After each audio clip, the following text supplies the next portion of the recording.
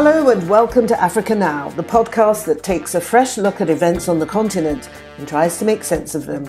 I'm Martine Dennis.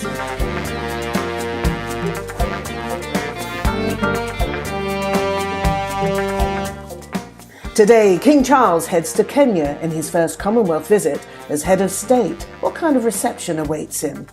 What benefit could Cyril Ramaphosa bring to the Israel-Gaza war?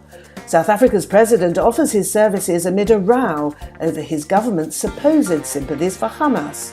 And has Nollywood come of age? We've been watching Nigeria's The Black Book film that's having global success.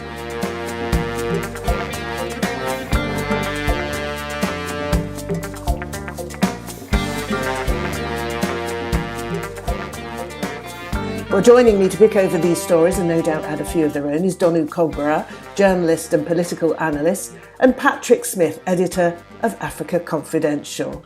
Donu, you're in the Nigerian capital, Abuja. What have you been up to? Okay, so woke up this morning hoping for a quiet week. It was not to be. Apparently, the State House of Assembly in the capital of the oil-producing region has been firebombed as the old governor and the new governor come to blows over. It's a power struggle. And so that means there's going to be an awful lot of drama this week. And that sounds classic Nigerian, doesn't it? Patrick, what about you? What have you been up to?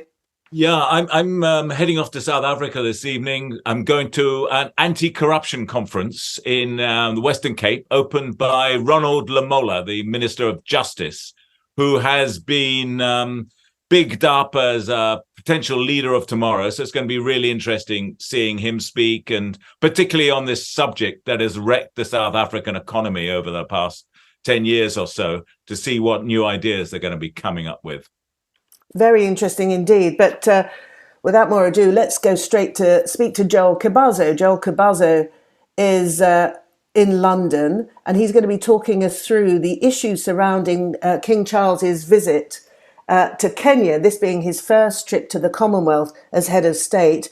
Now, Joel Kibazo is a man of many talents, as some of you will know, but we want to pick his brains particularly on the matter of King Charles going to Kenya, not only because he is a man of the world, but he's also a former spokesman for a Commonwealth Secretary General of another era, Don McKinnon. And so you know quite a bit about what's going on behind the scenes. You were also in Nairobi, weren't you, just last week? What was the mood there? Yes, there is some excitement about the king coming, but actually a lot of people are focused more on the day-to-day grind, you see, because they have got so many other challenges that they're facing. And so the royal visit is of course on the agenda, but not perhaps in the way it would be when I've been in other Commonwealth countries when the monarch is about to visit. Do you think, I mean, you were in the Commonwealth for a while, Joel.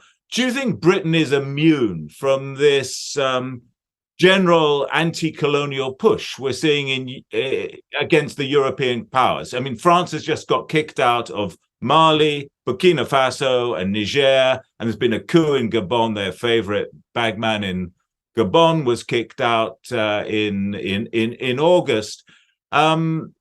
The Dutch monarch has just been down to South Africa and failed to impress, I think, South Africans generally.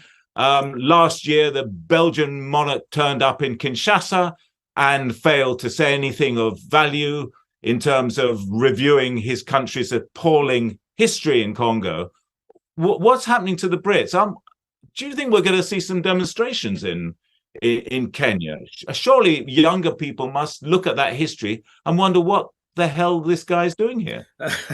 I think it's funny you also mentioned Gabon, one of the newest Commonwealth member countries where there's just been exactly. Yeah. I think of Gabon being a member of the Commonwealth. I mean, I don't understand that. But carry on. But I think I'm not sure that you're going to get the same effect you've had in West Africa in the Anglo section. And I mean, if you recall, I did live in Francophone Africa for a good 3 years. And the grip on the French versus on those countries was so much harder compared to the loose relationship that Britain had with its former colonial countries. So in that sense, there isn't that pent up emotion. You may get some demonstrations because, of course, there is still queries about restitution, especially from the Mau Mau days in Kenya. There are still people who are alive who say they've never been compensated.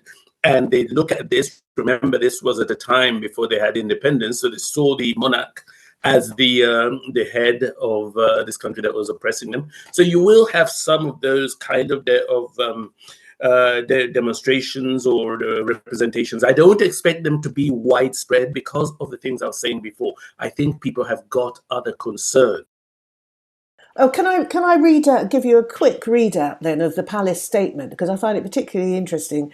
Apparently, Prince Charles, King Charles, of course, is going to acknowledge the more painful aspects of the UK and Kenya's shared history, including the emergency, i.e. the Mau Mau, taking time to deepen his understanding of the wrongs suffered by the people of Kenya. I mean, what's that all about? What does that mean? It is trying. It's what we call in communications getting ahead of the issue. The palace is very well aware that there's no way that Kenyan journalists, and as you and Patrick and Donald will know, they are quite robust in Kenyan journalists are quite robust in their sort of questioning that this issue will be raised. And there are, as I said, there are still people who are sort of living from that era and have been in the papers recently. So I think this is an attempt to get ahead of that issue, to say that we do know that these terrible things did happen, and that but however, if you notice that it will then veer very swiftly on to that. However, we now live in an era where we are equals and we have friendship and we're on a different footing. And Donny, what are your thoughts? Look, the British are entitled to a monarchy. If they want one and they're ready to pay for one, no problem. What I don't understand is why the rest of us should be interested in their monarchy. The whole Commonwealth concept seems rather defunct in this day and age. Far be it from me to say that Enoch Powell had anything good to add to the world, but he did once make the observation that the Commonwealth had nothing in common and no wealth. So, like most of what he said, factually rubbish.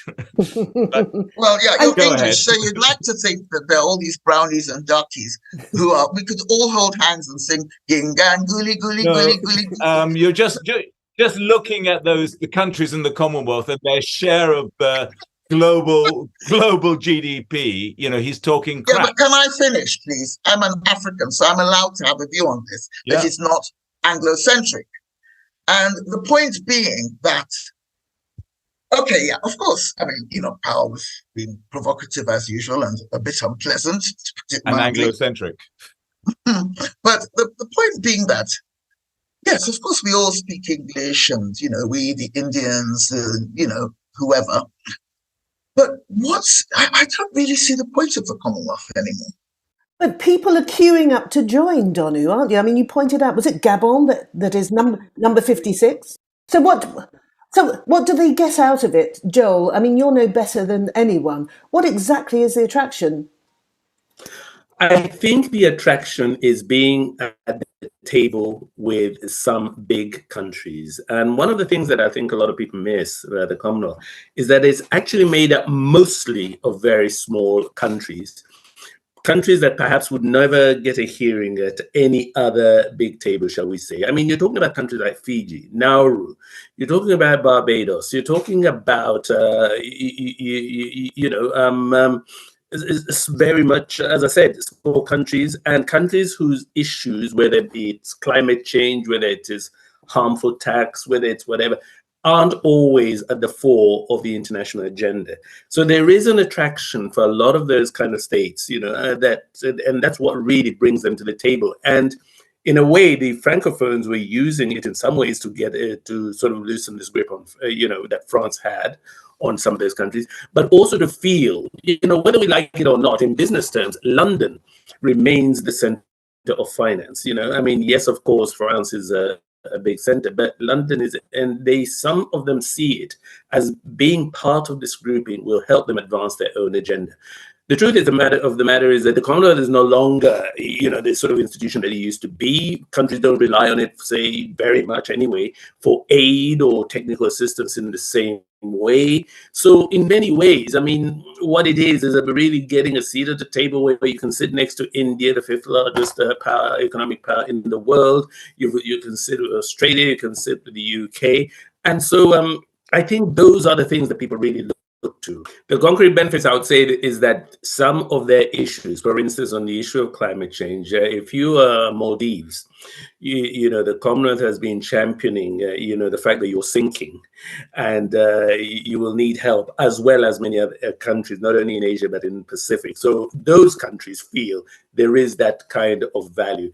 It is less, perhaps, of value of a lot of countries that are much bigger, and increasingly less so for even African countries, you see. So that's why I say that increasingly it's very much a club where, small countries can at least benefit and have their issues, for instance, championed at the United Nations under the Commonwealth umbrella. So for those countries, now we will hardly ever get a view in many other clubs and societies. Has it given up on the political agenda? There used to be this Commonwealth Action Group. So if you had a coup or you fixed an election, the Commonwealth would steam into action, send a delegation down there and have a stern words with the new regime. Is that still likely to happen, or only for places like Gambia?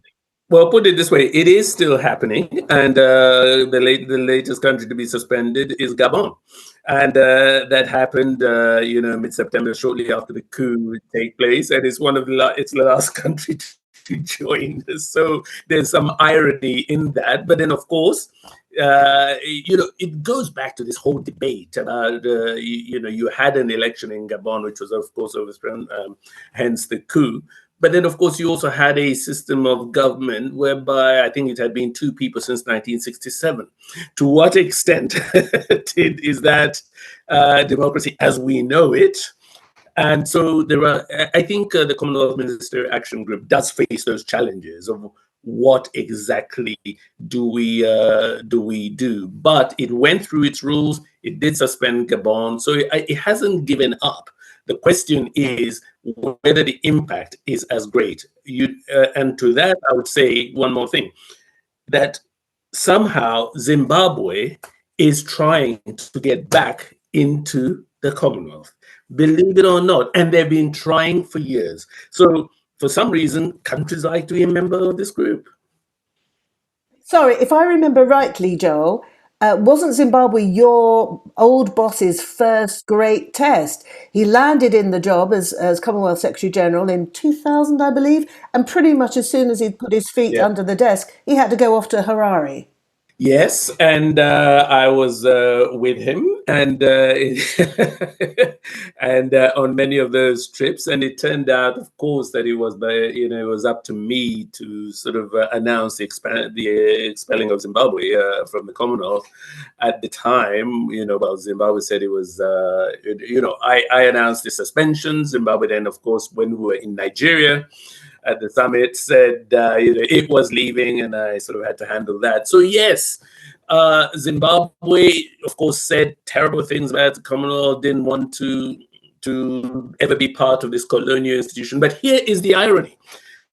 The rules that Patrick mentioned, whereby you look at governance and suspend a country if it has violated those rules, are called the Harare Declaration, the Commonwealth Ministerial Action Group on the Harare Declaration. So here is the irony that now, 20 years later, Zimbabwe has been asking to rejoin, and the Commonwealth Secretariat has sent, I think it is 3 missions to assess whether it is fit and proper to come back into a group that espouses the Harare Declaration. Can I just ask Patrick, in a non-hostile way this time, because Patrick and myself have been sparring for like 30 or 40 years. Patrick, Your response earlier, your knee-jerk response earlier, indicates that you see the Commonwealth as a good and productive thing. Do you? I think the association of economies like India and potentially Pakistan, Nigeria, South Africa, Kenya, I mean, just big countries across Africa and Asia, plus Canada. I mean, the potential is there for something really great. I mean, I absolutely agree. It's a sad organization at the moment. I think the first thing I would say is the headquarters should be moved somewhere else. That would give it a sense that it's something to do with the 21st century, probably Delhi or Pretoria, Johannesburg. But it should stop being such a colonial institution, and that requires a lot of reconfiguration. Well, it's interesting that those that want to leave, like many of the Caribbean islands that are suggesting that they have a referendum, and Barbados has actually done it, they've removed the head of state, the monarch, as their head of state, and they've become a republic, but they're still wanting to remain members of the Commonwealth. Multilateralism is the only way to go these days, isn't it? In whichever format it takes. I think it's time for us to move on. I want to thank you, Joel Kibazo. It's so nice to talk to you. And we hope to catch up with you again quite soon. Thank you so much for joining us on our first edition, Joel Kibazo. We are going to go next to South Africa, to Cape Town, because we're going to be speaking to Thembisa Fakude, who's the CEO of South Africa's Mail and Guardian Group. He's also the director of the Africa-Asia Dialogues, that's a think tank.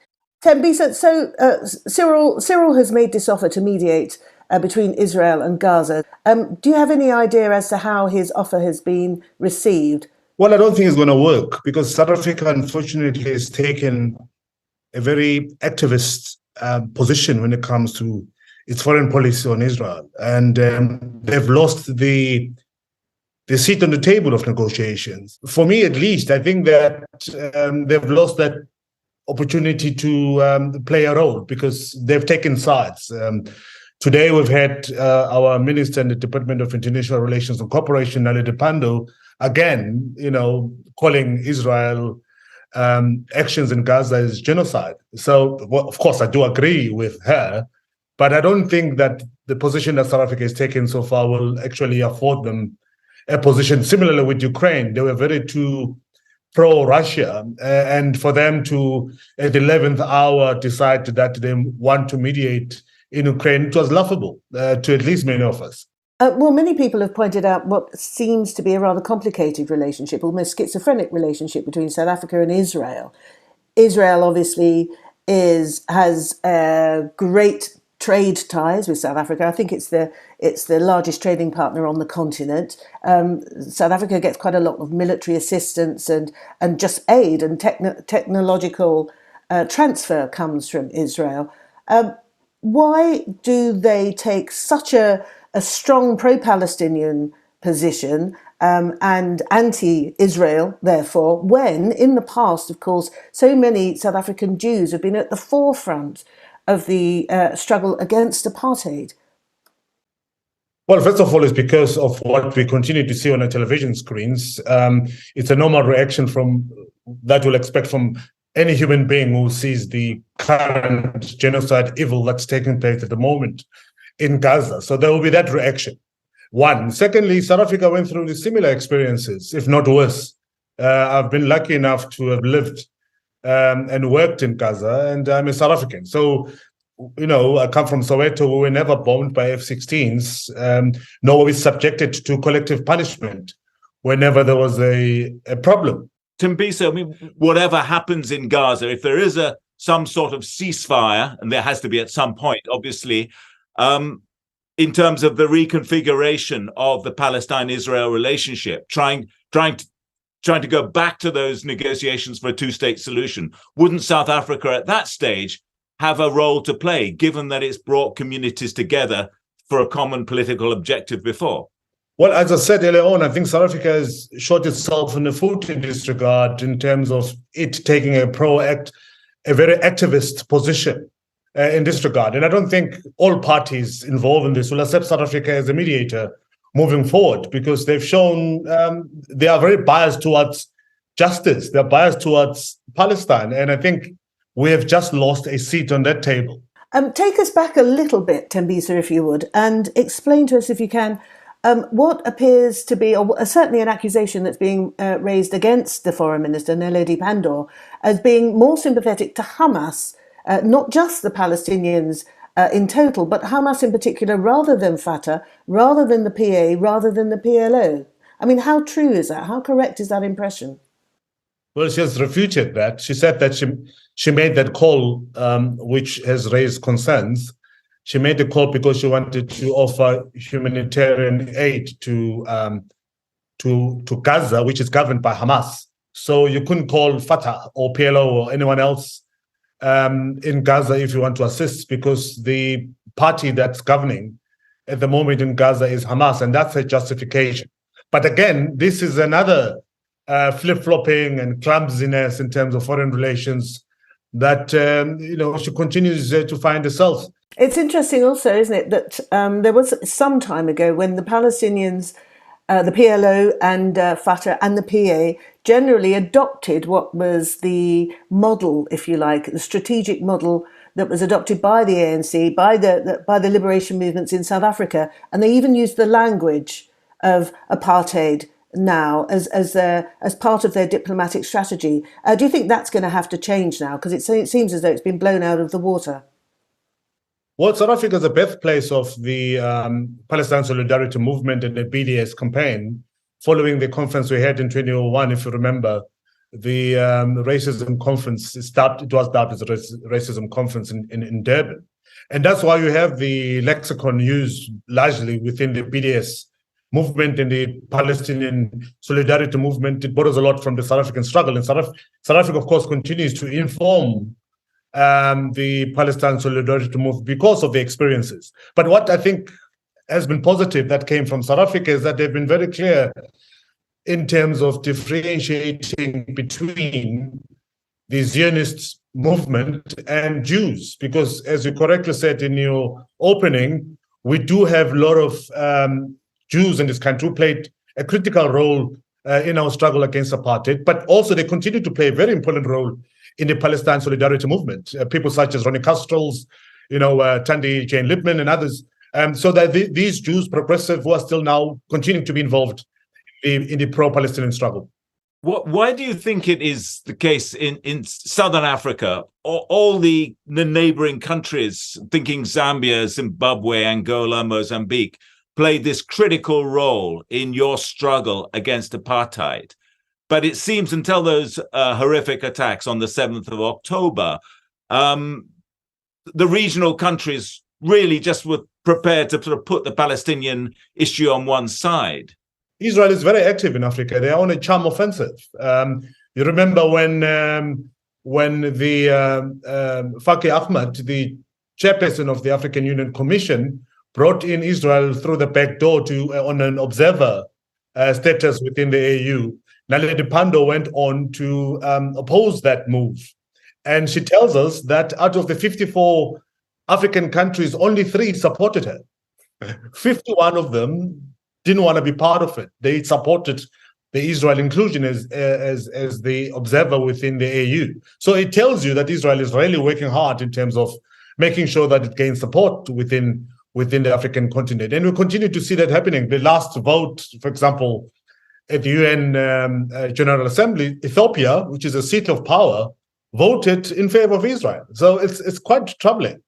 Okay, so Thembisa, do you think that South Africa and indeed other African countries can really afford to be as externally focused as some of them are?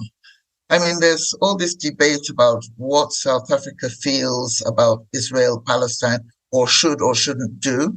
We have the same issues in Nigeria, where we recently saw the president of Nigeria trying to move into Niger to participate in a conflict there. What do you think about people who've got too many problems of their own intervening in everyone else's business? Yeah, it's a good point. I think South Africa often bites more than it can chew, but at the same time, they see themselves as, South Africa is reliant largely on its export of foreign or international relations because of the Mandela inheritance that we've had, political inheritance that we've had. So they pride themselves of that, and they see themselves playing that role. And they see themselves as the Pan-Africanist leader in terms of foreign relations. They, for a very long time, influenced the AU international relations. As you know, many smaller countries in Africa tend to piggyback when it comes to international relations with what AU says. And South Africa has been the loudest mouth at the AU for a very long time. And I think things are changing now. But Cyril Ramaphosa, very ambitious, he led the 7-nation African leaders to go and speak sense to Putin and Volodymyr Zelensky, which was not very successful. But that in itself was very ambitious for an African leader to do that. But why would the Ukraine delegation have been successful? I mean, if you think about it, why would Zelensky or Putin particularly care what we think?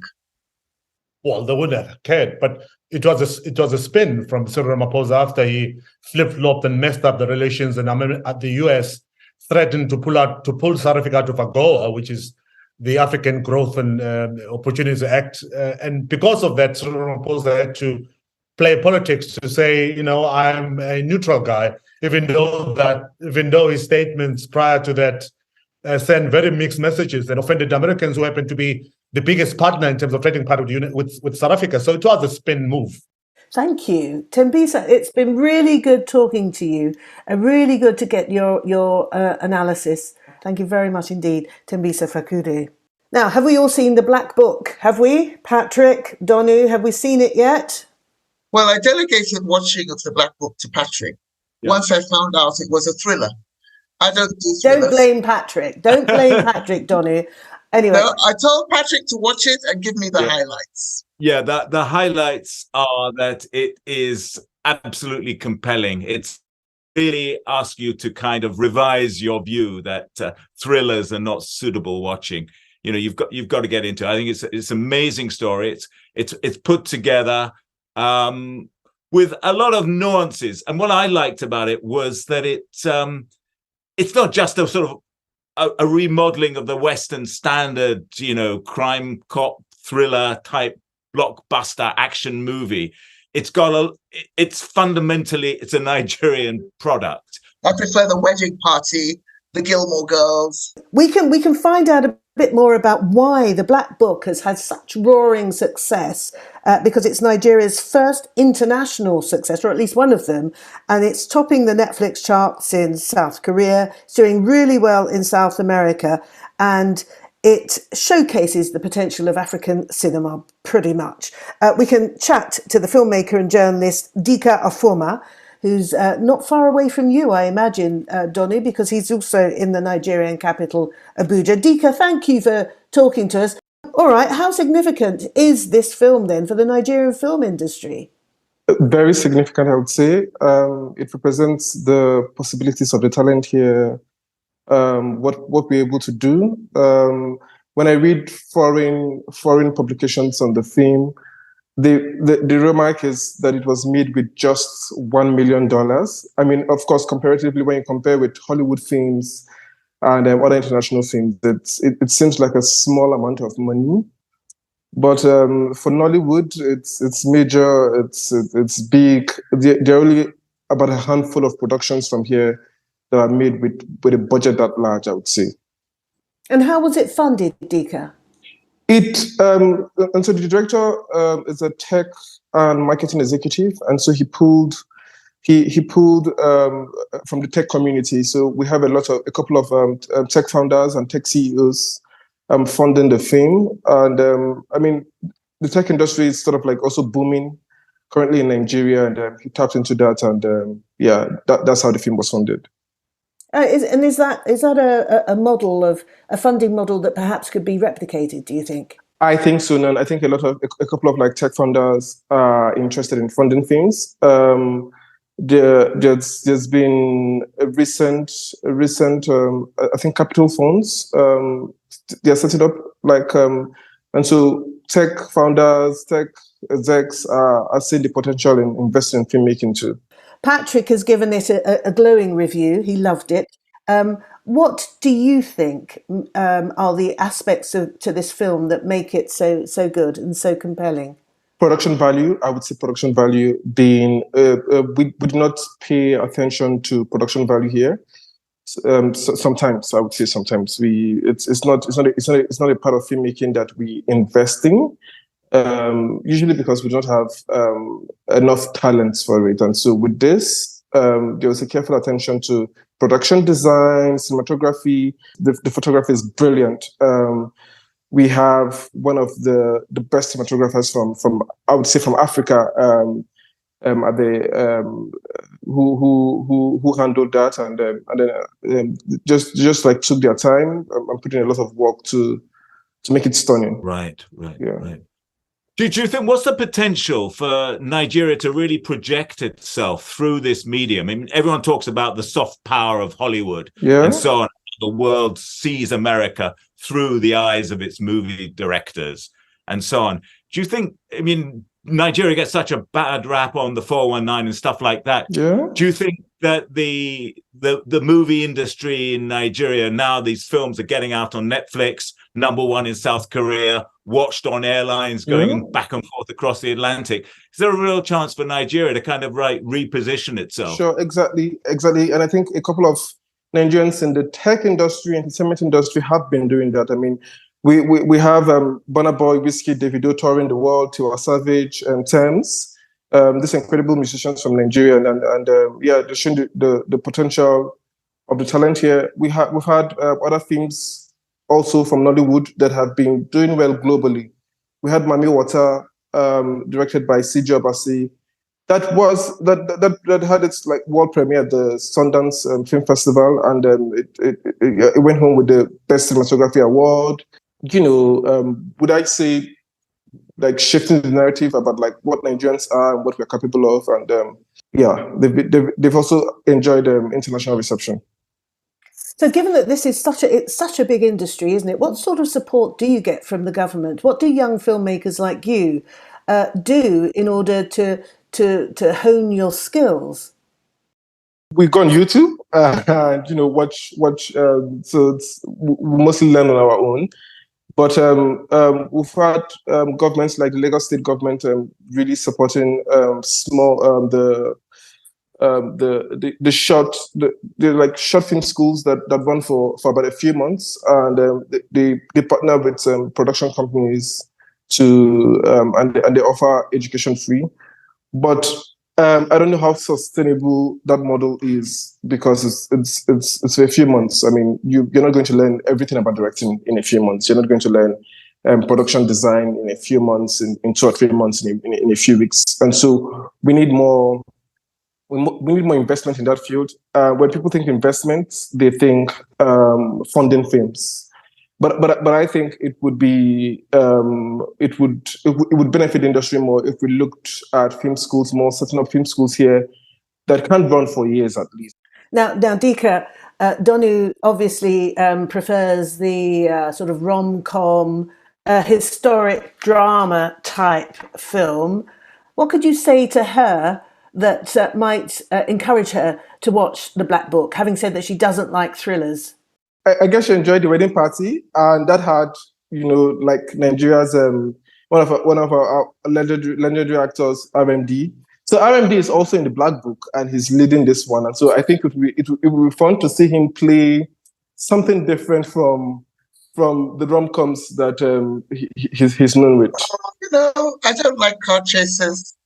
I don't like violence. Is there lots of violence in it?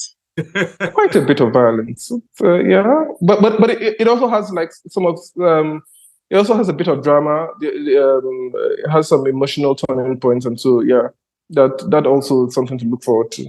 I've noticed that on a lot of American dramas, whether big screen or television, Nigerians are more and more involved in the acting and the production. So do you think that Nollywood will one day be able to provide a platform for Nigerian actors abroad to come home and play roles? Will you ever have enough money to pay those people the kind of money they used to in America, for example? I mean, sure. I mean, we've had a couple of Nigerian actors, Nigerian actors in international films play roles in in local films here. We had Hakim K. Kazim in Kunle Afolayan's Anikulapo last year. We've had Chiwetel Ejiofor, even the likes of David Oyelowo have talked about, and John Boyega have talked about producing films locally here, and so it will also be interesting as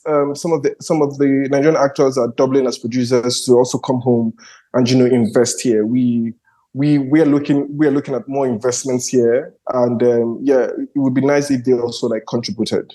So, I mean, you're very young, so you don't remember what it was like for people like me. I mean, I'm in my early 60s.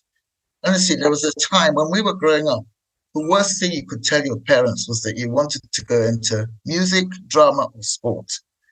But with people like Burna Boy and Chiwetel and all these Nollywood people beginning to do so really well, and of course the footballers, parents now are much more enthusiastic about giving their young people the opportunity not to be doctors or lawyers or engineers.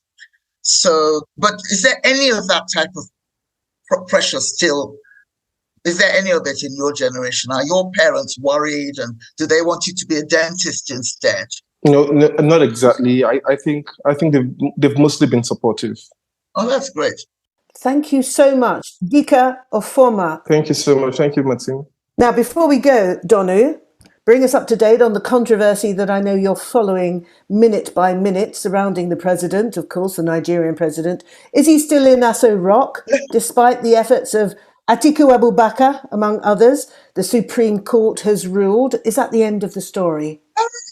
The thing with Nigerians that never ceases to amaze me is they're very docile and non-reactive. I mean, they'll complain interminably and they'll flood the internet with all sorts of, factual and, speculative, hostile comments about Tinubu. But when the Supreme Court announced, against many people's wishes, that he was to stay as president, how do I put it? There's no passionate chorus of dissent. So, I think he's probably going to be there for a while, unless Nigerians suddenly decide to become radical and to fight it. Nigerians, they surprise me, quite honestly. I've never known people who complain so much and do so little. Has it resolved any of the court case? Has it resolved any of the issues, apart from the fact that Tinubu is now the duly constituted president, according to the court? Because all those issues about forgery and presenting forged certificates, where does that go? Well, one thing we've learned is that Tinubu is very thick-skinned. I have to tell you that if I had faced the barrage of ridicule and criticism that he has faced over his family background, his education, his alleged forgery, election rigging, you name it, I would have run away and resigned and hidden somewhere. But he's very thick-skinned, doesn't seem to bother him much. And then he's dealing with a population that's surprisingly docile. I don't think any of those issues have gone away. They're still there.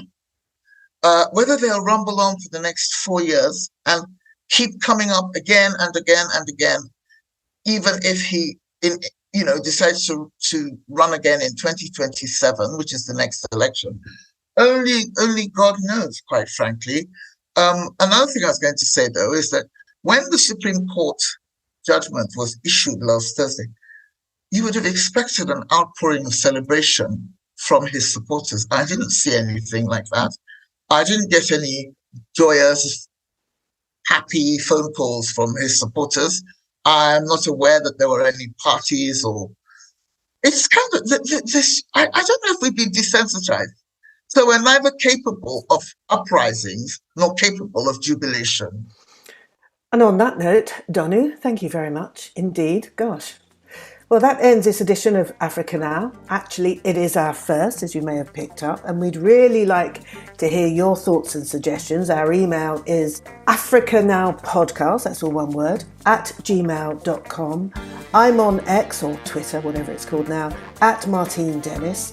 We recorded this on Monday the 30th of October 2023 with the technical skills of Matthew McConway. Anne Busby is our producer and our original music was by Enric Adam. So thanks to all our guests, and from Donu, Patrick and me, thank you for your company.